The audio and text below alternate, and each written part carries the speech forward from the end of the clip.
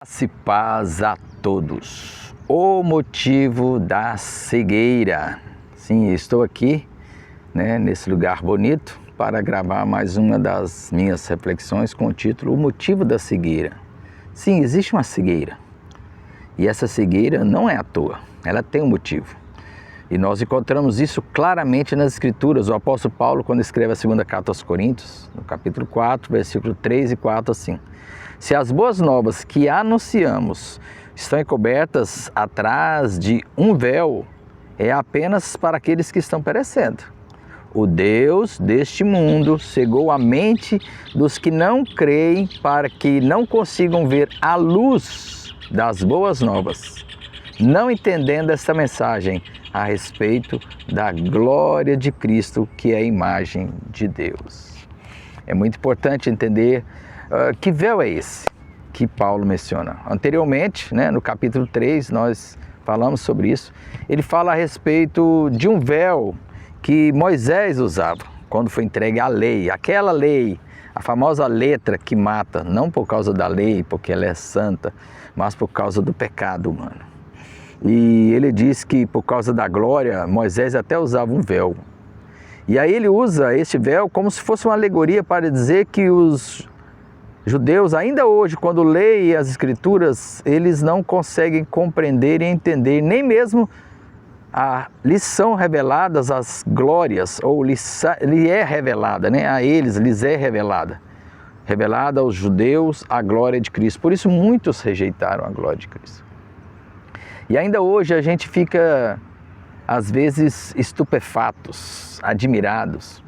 Porque este evangelho tão poderoso, que nós, quando lemos a palavra do Senhor, e percebemos como esse evangelho tão poderoso, tão glorioso, tão maravilhoso, esse evangelho que nos encanta, este evangelho que fala profundamente ao nosso coração, como que esse evangelho ele é rejeitado pela maioria. Nós ficamos admirados como as pessoas ouvem palavras tão gloriosas, mensagens tão poderosas, mensagens que transformam o ser humano, que libertam o ser humano da escravidão do pecado, que arranca as pessoas do reino das trevas e os transporta, e transporta essas pessoas para o reino do Filho, do amor de Deus, para o reino de Cristo, para o reino do Filho do seu amor, como diz a palavra do Senhor. Infelizmente, muitos não creem. Aliás, a maioria não crê. E a razão, Paulo diz, é porque o Deus deste mundo, ele cegou o entendimento. E por essa razão a gente entende o motivo de que a pregação do Evangelho, ela deve ser sempre, em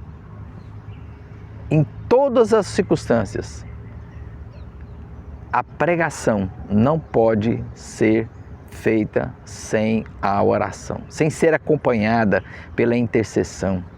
Porque nós sabemos que só o Espírito Santo é que abre a mente. A palavra do Senhor deixa isso claro em vários lugares, em várias ocasiões. Interessante, em Atos, por exemplo, há uma passagem em que Lucas descreve que quando ele chegou a Filipos, Deus abriu o coração de Lídia para entender as palavras que Paulo pregava. Percebe? Então, se o Espírito Santo de Deus não agir no coração da pessoa, aquele véu, este véu que cega as pessoas, ele não será retirado. Se o Espírito Santo não moldar, não transformar, não libertar as pessoas de sua cegueira, eles vão continuar cegos para a vida. Porque não existe mensagem mais poderosa, mais gloriosa do que o Evangelho. E Jesus mesmo disse, que ele enviaria o Consolador, o Espírito Santo.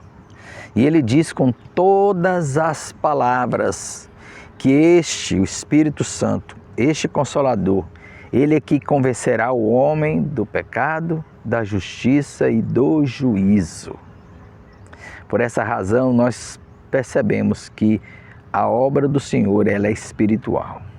Ela não depende de recursos humanos, de sabedoria humana. É por essa razão que quando Paulo escreve a primeira carta aos Coríntios, ele diz que não chegou até eles com palavras persuasivas de conhecimento humano, ou de sabedoria humana, ou palavras cheias de entendimento filosófico, ou de convencimento humano.